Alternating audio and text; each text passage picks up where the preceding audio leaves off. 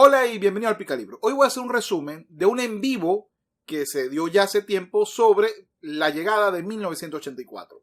Me estoy refiriendo a la novela de George Orwell, 1984. En la novela se nos plantea un Estado controlador absoluto, una dictadura de Estado, una dictadura de partido que a través del control de las masas, donde se usa tecnología, pero es el control de la masa lo importante, pues a crear una sociedad espantosa para vivir. Sin embargo, lo más relevante de la novela no es esa sociedad, sino cómo se llega a esa sociedad. Y las pistas de cómo se llega a esa sociedad, según George Orwell, se basan en 6 o 7 principios. Antes que nada, George Orwell dice que esta sociedad distópica no es más que la aplicación de las políticas socialistas en Inglaterra. Incluso acusa que en toda la novela, las grandes políticas que se siguieron, se le dice INSOC, que significa socialismo inglés. Ahora, ¿en qué se basa o por qué debemos estar nosotros preocupados como sociedad, ya que pareciera irnos encaminando rápidamente a una sociedad que comparte gran parte de los principios que vio George Orwell como negativos para el futuro de la humanidad? Una de las primeras cosas que hizo el partido, y que te lo dicen casi al final de la novela, es romper los vínculos entre hombres y mujeres, entre padres e hijos, madres e hijos, y entre los propios hombres, como amigos. ¿Y esto por qué? Porque si rompemos los estratos que te permiten sostenerte, aunque tú no lo creas, lo que te permite sostenerte como individuo en el caso de que tengas realmente problemas o dudas son tus familiares, tus amores, es decir, tu esposa, tu pareja afectiva y tus amigos. Si te quito estos elementos, vas a ser una persona muy solitaria. Y la persona solitaria es fácilmente manipulable porque busca una sociedad, o mejor dicho, busca acabar o sustituir esa soledad a través de sentirse parte de un grupo. Entonces, ¿cuál sería el grupo? La nación, el partido, la república, etc. En la novela es Oceanía, pero imagínense cualquier o partido político o lucha o cruzada por, no sé, un enemigo en común que nos acecha. El enemigo en común puede tener cualquier condición. Pero si yo quiero acabar, primero, con las familias y quiero acabar con las relaciones entre hombres y mujeres, que es lo primero que debo crear, que uno de los dos es el enemigo del otro. De esa manera creo leyes en las cuales intentar salir con alguien se convierte en un delito potencial, en que veas a la otra persona como mala o como aprovechada, o a la otra persona como un potencial delincuente y que quiere lo malo contra ti y que es manipulado por un patriarcado malvado al superior. Y yo sé que todo esto puede sonarte ilógico, pero lo previó George Orwell. Y para que veas que no es falso lo que te estoy diciendo, te digo la página. Claro, en esta edición. La página 153 me establece esta importancia. Aquí te lo digo. Las antiguas civilizaciones sostenían basarse en el amor o en la justicia. La nuestra se funda en el odio. En nuestro mundo no habrá más emociones que el miedo, la rabia, el triunfo y el autorrebajamiento. Todo lo demás lo destruiremos. Todo. Ya estamos suprimiendo los hábitos mentales que han sobrevivido de antes de la revolución. Hemos cortado los vínculos que unían al hijo con el padre, un hombre con otro y al hombre con la mujer. Nadie se fía ya de su esposa, de su hijo, ni de un amigo. Esto es simplemente la descripción de lo que va a suceder si se siguen imponiendo leyes en las cuales se está castigando a un género por el mero hecho de ser de ese género. Es decir, como puede ser potencialmente malo, entonces obviamente te castigo de antemano. No solamente eso es un prejuicio, sino que además estás cumpliendo a pie de juntillas lo que previó George Orwell como parte de la política del socialismo inglés, que terminará llevándonos, más temprano que tarde, al mundo distópico de 1984. Les pongo otro, en el caso del 153, que es un poco más exagerado, pero en el caso del 153 es el padre que dice orgulloso que su hija lo acusó y por eso lo detuvieron. Por supuesto, en ese caso estás diciendo que no importa el valor de la familia, que lo que importa es el valor superior. El valor superior, llámese la nación, llámese el partido, llámese la lucha contra el patriarcado o cualquiera de estas otras cosas. El segundo elemento que nos habla George Orwell en su novela 1984 tiene que ver con el negro blanco. Esa es la palabra que él escogió para utilizar aquellas en las cuales, en el concepto de la neolengua, agarra una palabra y le cambia su significado por otro contrario. Ejemplo, recuérdense, el Ministerio del Amor era el ministerio en donde se torturaba a las personas, era el ministerio del control político más duro, donde era común la tortura. Así que el amor, en ese caso, el Ministerio del Amor era el Ministerio de la Tortura. El Ministerio de la Paz, y la paz es el concepto de la guerra, así que el Ministerio de la Paz es el que hace la guerra. Y el Ministerio de la Verdad es el que se encarga de ocultar cualquier indicio real de verdad. Bien porque es solo propaganda o porque hace la censura. Hoy en día se le está quitando a las palabras su significado original. Por ejemplo, mucha gente dice, esto es igualdad, pero, por ejemplo, hoy leí la noticia de que una ministra de Sanidad en España decía, bajo el concepto de igualdad, si tu empresa sanitaria coloca a una gerente mujer, entonces le voy a dar beneficios. Entonces ya va, ahí no estamos hablando de igualdad. Estamos hablando de condiciones basadas en el género con beneficios para un grupo. Ya no hablas de igualdad. Es como cuando te dicen, el feminismo habla de igualdad. No, no es cierto. El feminismo hablaría de igualdad si buscara el mismo sistema legal de protección para ambos.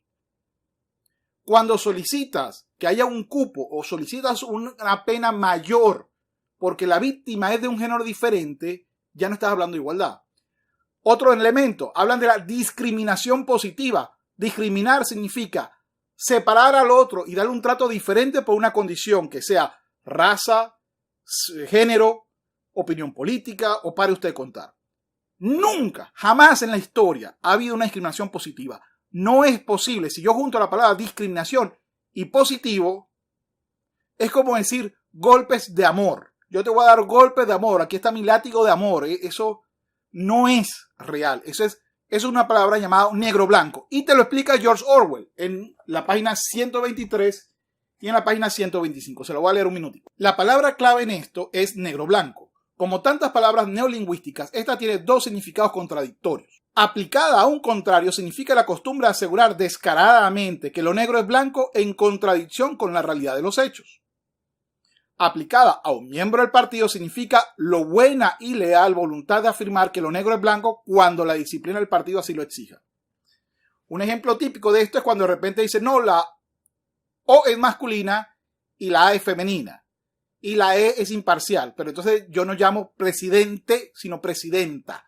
Entonces ya estoy haciendo algo que es contradictorio. Bueno, eso que es contradictorio en la propia palabra y en la propia condición de incoherencia es lo que llamó George Orwell negro blanco. En la misma onda de la neolengua, para poder controlar tu pensamiento, porque al final lo que busca la sociedad distópica de 1984 es controlar el pensamiento. Se habla de paracrimen. Paracrimen es enseñar la habilidad desde la escuela para que no tengas pensamientos tabúes o pensamientos contrarios a lo que la mayoría acepta o lo que la política acepta. A veces ustedes me ven en silencio buscando una palabra. Eso es adrede. YouTube y otros sistemas de distribución social de contenidos hoy en día tienen un sistema de censura, entre comillas, es decir, tiene un sistema por X o por Z o de Y en la cual evita temas controversiales. Y como se evitan estos temas, uno tiene que buscar palabras de tal manera que evite caer en estos sistemas de control. Esa es la realidad. Y eso es paracrimen. Es decir, si se me está ocurriendo la idea de que, por ejemplo, los últimos 5 años, estadísticamente hablando, los delitos han sido por inmigrantes ilegales, entonces se me va a ocurrir la idea de que los inmigrantes ilegales es malo. Pero como yo ya sé que yo no puedo decir eso, entonces mi mente la va a parar en seco. Si yo digo todas las mujeres una víctima, pero empiezo a leer que hay mujeres que cometen delitos y que son delitos duros contra niños y contra sus parejas, a veces femeninas o sus parejas masculinas, Y digo, oye, pero eso no tiene sentido, no siempre son víctimas, muchas veces son el agente causante del daño.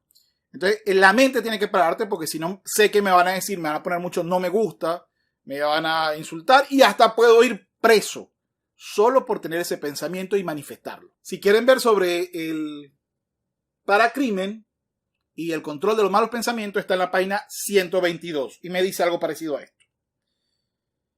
Paracrimen significa la facultad de parar, de cortar en seco, de un modo casi instintivo, todo pensamiento peligroso que pretenda salir a la superficie.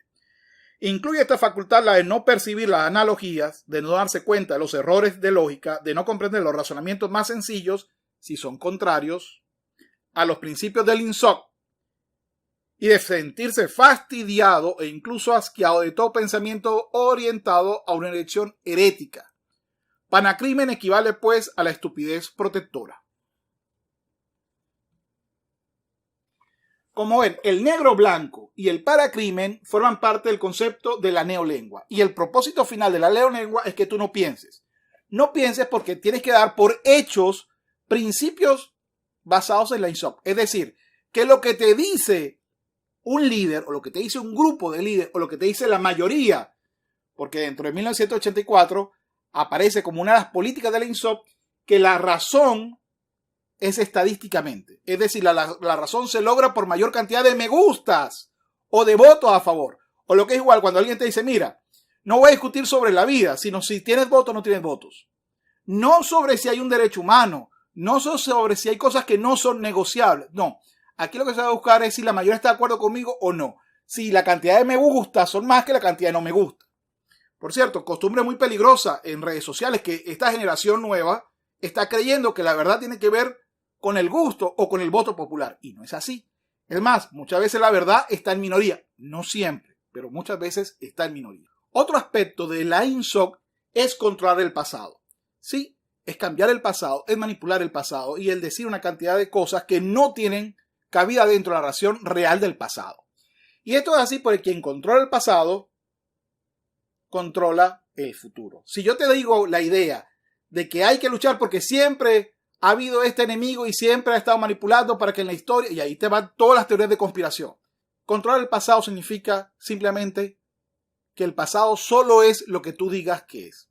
No es ir a las fuentes, no es confirmar la información, sino que si el pasado está de acuerdo con lo que yo digo, es el pasado. Punto. No importa que yo te diga, mira, desde el siglo XVIII para acá, los autores más vendidos han sido siempre mujeres. La creadora de la ciencia ficción es una mujer. El primer premio Nobel de literatura de Latinoamérica es una mujer, Gabriela Mistral, por cierto. No importa que yo te diga eso, tú vas a seguir creyendo que han sido terriblemente desplazadas, ignoradas, ninguneadas, etc. Si te digo, mira, tiene acceso a la educación desde el siglo XIX en adelante, tú vas a decir, eso no es verdad, y una cantidad de cosas que no es. Si tú lo vas buscando en los hechos históricos, no es tan en blanco y negro como lo estás planteando. Lo peor es que todo esto crea, como todo esto tiene que ver con el pensamiento, lo que busca realmente la INSOC y lo que sostiene a esta sociedad o lo que crea esta sociedad distópica es que no se está hablando de lo que tú debes hacer o de lo que tú no debes hacer, sino lo que tú eres. Es decir, pueden ir a la página 147 y ahí me dice uno de los grandes secretarios de este partido político que lo que quiere es convencerte de que tú eres eso. Tú eres mi idea política. No es que alguien vino y te está diciendo que esa idea política es lo correcto y tú te has convencido por todas estas cosas. Sino que tú quieres, o yo quiero que tú creas, y eso solo puede hacer renunciando a pensar y renunciando a conocer la historia, que tú creas que mi opinión política es la verdad que tú compartes. Que todos somos del mismo color, que todos pensamos igual. Y que hay que llegar a la uniformidad del pensamiento, que al final es lo que sostiene a toda esta sociedad. Esto es terrible, esta es una sociedad espantosa y es lo que nos acerca realmente George Orwell. Y esos son los pasos que hoy en día se ven más en estas generaciones que se han desarrollado más por medios digitales y más acostumbradas a decir unidireccionalmente su opinión y no a razonarlo un poco más. Si tú estás haciendo eso, vuelve a leer esta novela y ve a ver si no estás cayendo en las conductas que George Orwell predijo que iban a formar la sociedad de 1984. Bueno, es todo. No quiero irme sin agradecer muchísimo a los que me siguieron en el en vivo. Disculpen que no pude dejarlo publicado porque es que había quedado muy mal grabado. Y bueno, nos veremos en una nueva oportunidad. Por favor, no se lo olviden ver los videos que YouTube les va a recomendar por aquí. Es todo. Hasta luego.